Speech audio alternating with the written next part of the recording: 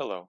For our project, we decided to investigate Newton's laws of motion in the context of a basketball shot and to determine the force required to shoot a basketball from different distances. Our first shot was taken at the free throw line. The distance measurements are 3.05 meters for the height of the basketball hoop, 4.57 meters for the distance of the free throw line, and 1.91 meters for the release point.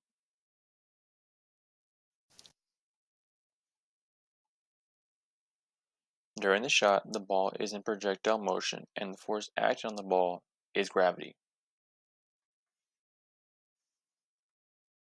For each distance, we use the LogarPro Video Analysis app to track the trajectory of the ball and to calculate velocity and acceleration. Using the LogarPro software, the trajectory of the shot right after leaving the hands and during the top motion of the shot was tracked. Using the data from the initial motion of the shot, velocity could be determined because the linear fit applied to the x and y graphs calculates change in position over time. Using Pythagorean theorem and the velocities for the x and y directions, the initial velocity for the ball could be calculated to be 4.085 meters per second. Using the same method to determine velocity, linear fit was applied to the x velocity and y velocity graphs, which calculates the rate of change of velocity, which is acceleration.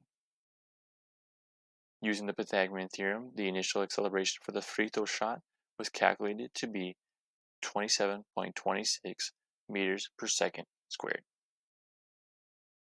The next distance was from the 3-point line. This new distance increased to 6.1 meters.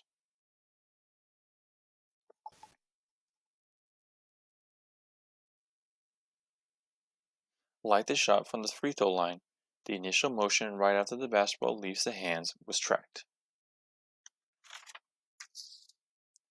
The velocities in both directions were once again used in the Pythagorean theorem to calculate the initial velocity of 4.656 meters per second.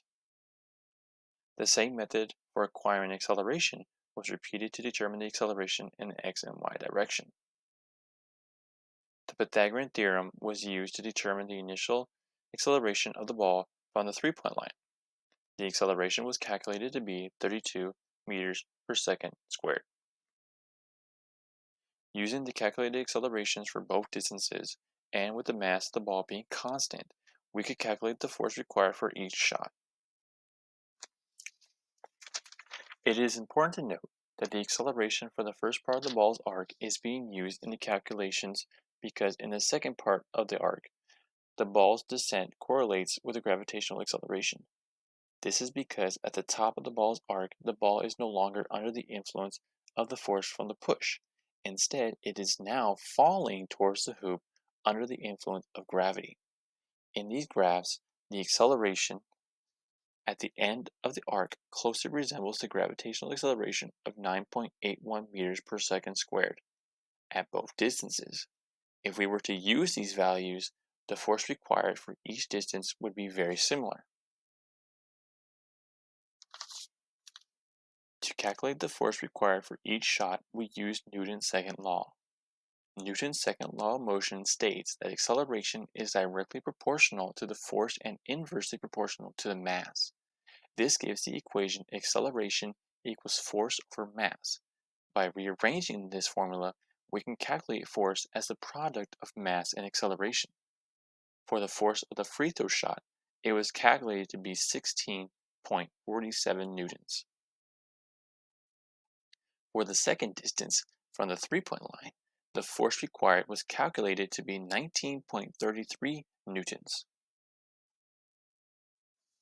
By looking at the initial velocities and the force required for each shot, we can see that force increased with an increase in distance.